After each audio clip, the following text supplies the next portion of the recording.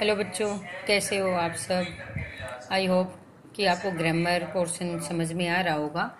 और आज हम अपना फर्स्ट सेमेस्टर का, क्योंकि वैसे तो सेमेस्टर सिस्टम ख़त्म हो चुका है, लेकिन ये लगा लीजिए कि ग्रामर का लास्ट टॉपिक करने जा रहे हैं इस सेमेस्टर के लिए, और जिसका नाम है रिपोर्टेड स्पीच, जिसको हम बेटे डायरेक्ट इनडायरेक्ट भी कहते हैं। क्या कहते हैं?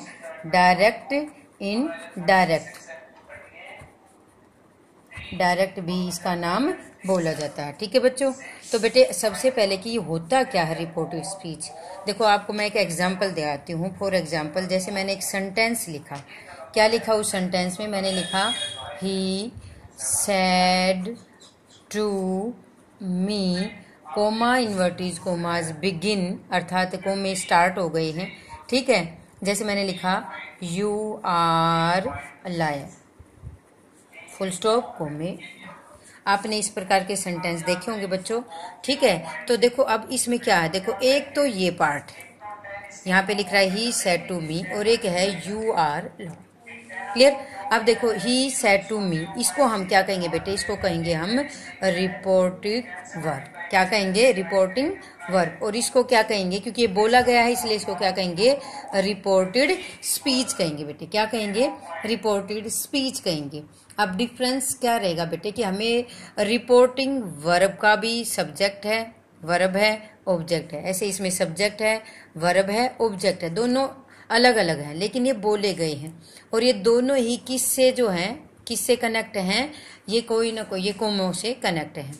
ठीक है, अब हमें क्या चेंज करना है? इनमें ही चेंज करना है कि हमें रिपोर्टेड स्पीच में चेंज करना है अकॉर्डिंग टू रिपोर्टिंग वर्ब। कि रिपोर्टिंग वर्ब को देखते हुए हमें रिपोर्टेड स्पीच में चेंज करना है।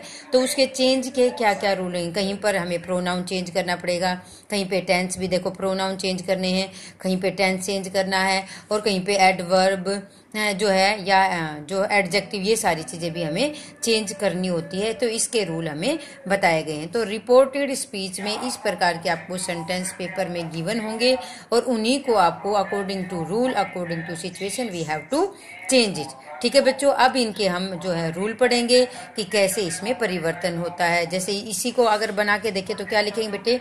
ही सेड टू को बदल दिया टोल्ड मी, कोमो के स्थान पर दैट लगा दिया। क्यों लगा दिया? क्योंकि सिंपल सेंटेंस है, ये हम डिस्कस करेंगे रूल में। यू कौन सा पर्सन है? Second person. किसके अनुसार? ऑब्जेक्ट। ऑब्जेक्ट है मी का मतलब आई।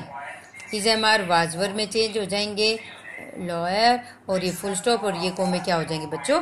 हट जाएंगे। इस प्रकार से ये सेंटेंस हमें करना है।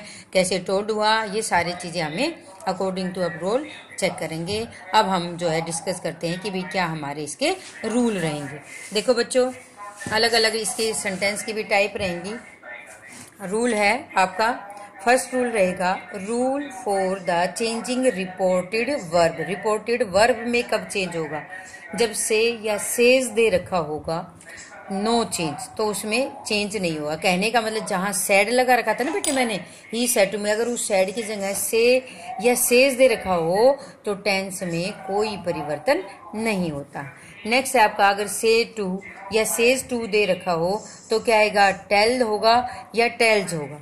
Is it clear? नेक्स्ट बेटे सैड, जैसे मैंने आपको अभी एग्जांपल दिया था, सैड दे रखा हो तो आप जो है क्या करोगे? No change. और सैड टू चेंज होगा अपना टोल्ड में। कहने का मतलब है कि अगर ऑब्जेक्ट दे रखा होगा ना रिपोर्टिंग वर्ब में, क्या कहा?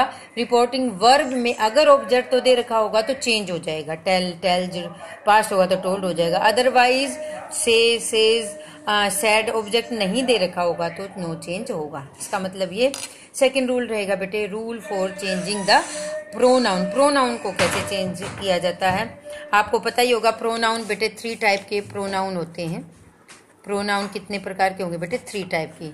फर्स्ट आपका रहेगा फर्स्ट पर्सन का, सेकंड पर्सन का, और थर्ड पर्सन का आपका रहेगा। फर्स्ट पर्सन में जैसे फर्स्ट पर्सन होता है अपने से रिलेटेड, सेकंड पर्सन में सामने वाला होता है, थर्ड पर्सन नो वन, मतलब जो बाहर होगा, आउटसाइड होगा। जैसे देखो फर्स्ट में क्या आएगा? आई, माई, मी। आई का प्लूरल वी हो जाएगा। आई का प्लूरल वी। वी के साथ अपने की इंग्लिश अवर, वी, अवर, अस। ठीक है बच्चों। नेक्स्ट है आपका you, your, you.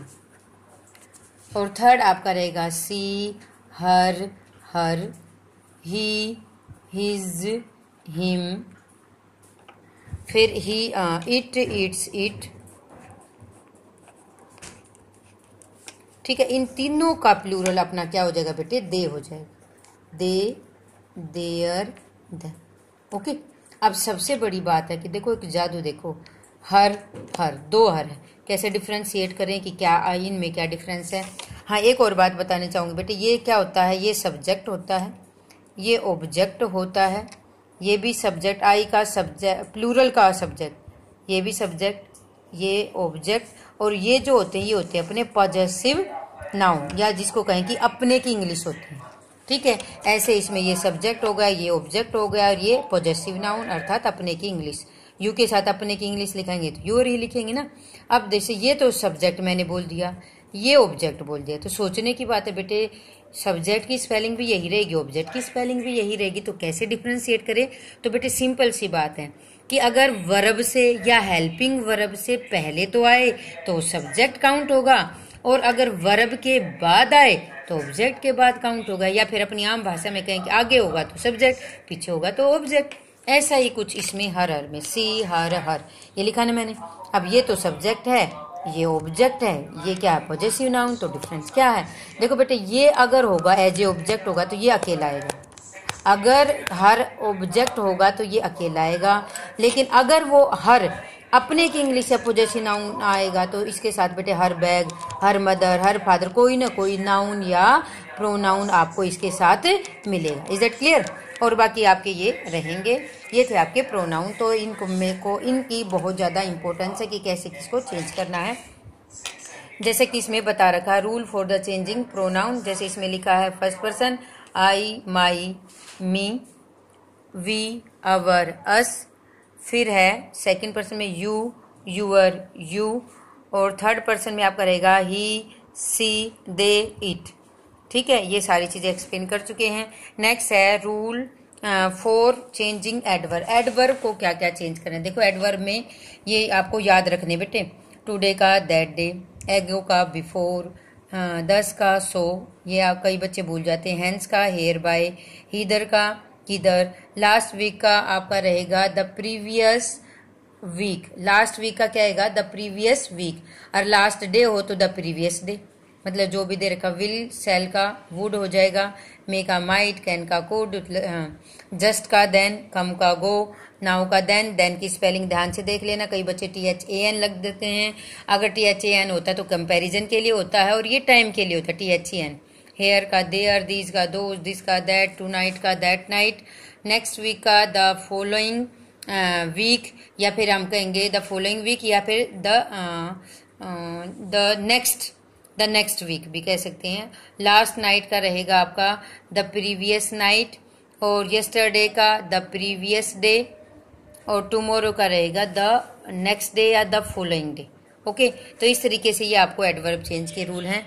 Next rule आपका 4 रहेगा, rule for changing tense. Tense क्या चेंज करने हैं, देखो बच्चों, डू, डज, वर्ब की फर्स्ट फॉर्म या फर्स्ट फॉर्म के साथ SCIS दे रखा हो तो उसको चेंज कर देंगे हम डिड में। अगर डू डज दे रखा तो डिड में चेंज हो जाएगा, फर्स्ट फॉर्म दे रखी तो सेकंड फॉर्म में चेंज हो जाएगा, कहने का मतलब प्रेजेंट का पास्ट हो जाएगा। ऐसे इज, एम, आर और फर्स्ट फॉर्म के साथ ING तो क्या हो जाएगा, वाज, वर और फर्स्ट फॉर्म के साथ ING। नेक्स्ट है हैज, हैव और वर्ब की थर्ड फॉर्म तो हैड बीन हो जाएगा, ना सॉरी, हाँ हैड बीन हो जाएगा। नेक्स्ट रहेगा आपका हैज, हैव, बीन और वर्ब के फर्स्ट फॉर्म के साथ ING दे रहेगा, तभी भी हैड बीन में कन्वर्ट हो जाएगा। डिड दे रखा हो तो ध्यान रखना बेटे, डिड और वर्ब की सेकंड फॉर्म दे रखी है तो हमेशा हैड और वर्ब की थर्ड फॉर्म भरनी है, कई बच्चे इसमें मिस कर देते हैं। वाज, वर दे रखा हो तो हमेशा क्या भरोगे, हैड बीन। ये भी बच्चे बड़ा भूलते, बहुत ज्यादा भूलते हैं, ध्यान रखना है। वाज, वर दे रखा हो तो हैड बीन में कन्वर्ट होगा, किस में कन्वर्ट होंगे, हैड बीन में कन्वर्ट होंगे। नेक्स्ट रूल है, if the reporting verb in present tense, अगर रिपोर्टिंग वर्ब जहां मैंने सैड लगाया था ना बेटे, जहां मैंने लिखा था सैड, जैसे फॉर एग्जांपल आप ये लगा लो, he says to me,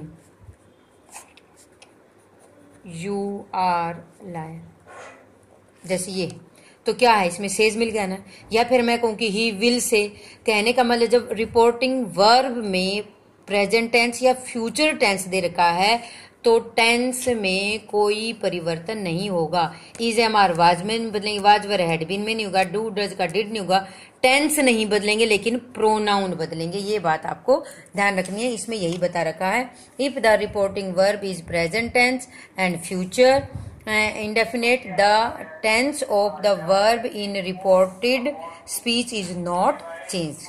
next है if the reported speech express, अगर कोमो के अंदर भी यूनिवर्सल ट्रूथ दे रखी हो ना बेटे, तब भी रिपोर्टेड स्पीच में कोई परिवर्तन नहीं होता है। नेक्स्ट है if the reported speech express, इसमें किसी हैबिचुअल या पास्ट की कोई घटना दे रखी हो, कोई हिस्टोरिकल फैक्ट दे रखा हो, तभी भी कोई चेंज नहीं होता है।